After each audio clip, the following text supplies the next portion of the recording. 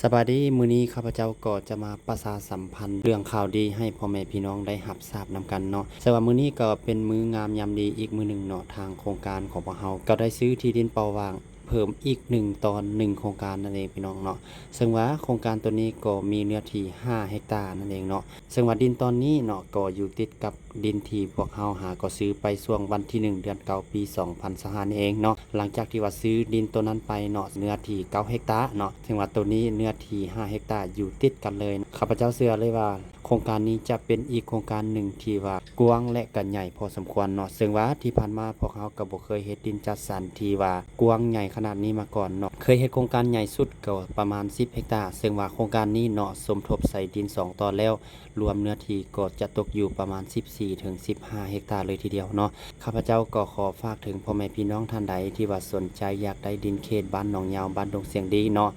ก็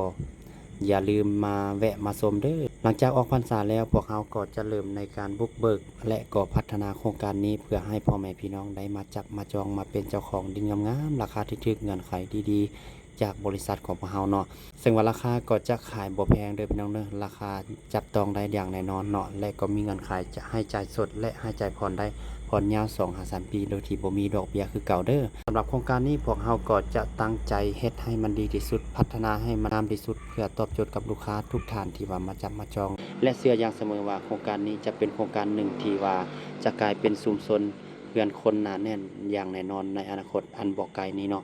สภาพเบิ่งไหมจากปัจจุบันที่เป็นป่าเนาะอีกบ่ดนก็จะกลายเป็นชุมชนแล้วคิดมาแล้วก็รู้สึกว่าปลื้มอกปลื้มใจ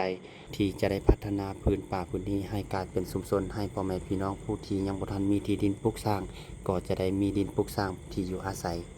และสุดท้ายสุดนี้ก็ต้องขอขอบใจมายังเจ้าของดิน2ตอนนี้ที่ว่าไว้วางใจและเชื่อมั่นกับบริษัทของพวกเราและมอบให้บริษัทของพวกเราเป็นคนมาบุกเบิกมาพัฒนาพื้นป่าและพื้นดินแห่งนี้ให้มีการพัฒนา จากที่สภาพปัจจุบันที่ยังเป็นป่าแบบนี้ก็จะกลายเป็นโครงการดินจัดสรรจากโครงการดินจัดสรรก็จะกลายเป็นบ้านคนจากบ้านคนก็จะกลายเป็นชุมชนใหญ่และก็จะมีการพัฒนาก้าวหน้ายิ่งขึ้นไปเรื่อยๆเนาะพี่น้องท่านใดที่ว่าเรียนมาเห็นคลิปนี้และตั้งใจฟังตั้งแต่ต้นจนจบขอกำลังจิตกำลังใจขอให้กดไลค์และกดแชร์กดติดตามไว้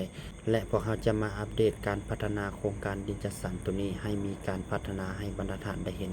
แล้วพบกันในคลิปต่อๆไปเด้อ